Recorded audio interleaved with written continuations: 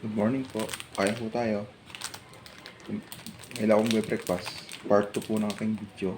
Kanina yung adobo na breakfast ko. Ngayon, release ko. Release ko. Sarap po to. Maganda pa po sa katawan. Ang release ko. Good sa health po. Good sa health. Meron po itong minerals, vitamins, tsaka fiber. Kaya po nakakabusog. Kasi itong salabat, nakakapag po ito. Ang salabat, nakaka-empty ng stomach. Kaya makabusog, uminom ng salabat, mawawala ang kapag kabusog. Yun. Yun po aking nabasa sa Google.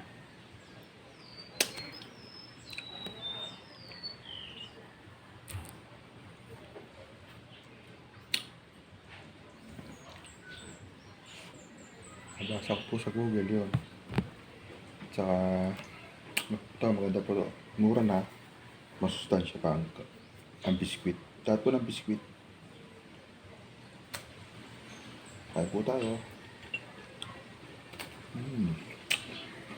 Pag-solve mo lang.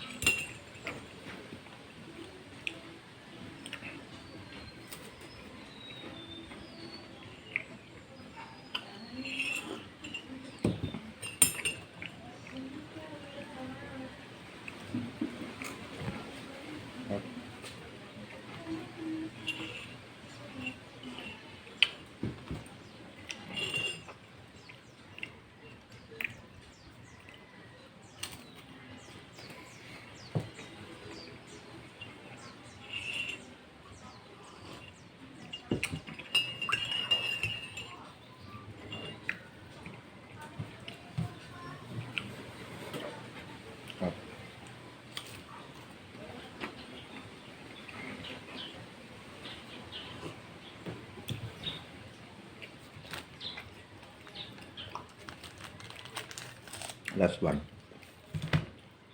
Pero ako mamaya, para makot-kot ako. Nalitira akong dalawa. Para may anak ko may makot-kot. Ako nagluluto.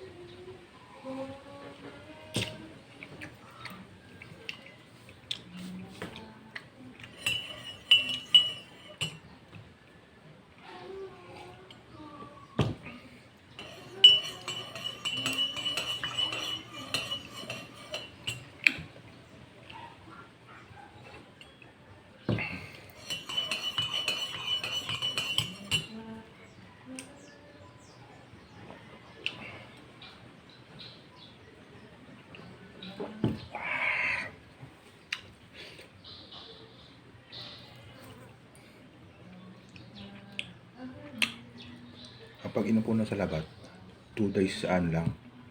2 times a day. Kasi po pag inunom ka ng salabat, nakalampas ng dalawa. Masama na po yun. Sinasabi ni doktor sa YouTube. Dapat dalawa lang po sa isa loob ng isang araw. Yung isa po, isa sa umaga, at yung isa sa dapit hapon. Yung dapit hapon po, ay yung paglabog na ng araw. Nawawala na yung sikat niya. Pawala na. Yun po. Maganda po sa kasi po pag ang isa raw dahil ang isang risk ng kasasama ng ano, paglabis na pag-inom sa labat. Number 1, pagtatae. Meron pang iba, sinabi. Heartburn, yun. Meron pa. Na naalala ko, meron pang iba. Sige po, hanggang sa muli. Tapos ako mag-breakfast. Salamat po sa mga nanood. Shout out sa mga nanood. Hanggang sa muli. Maraming po salamat.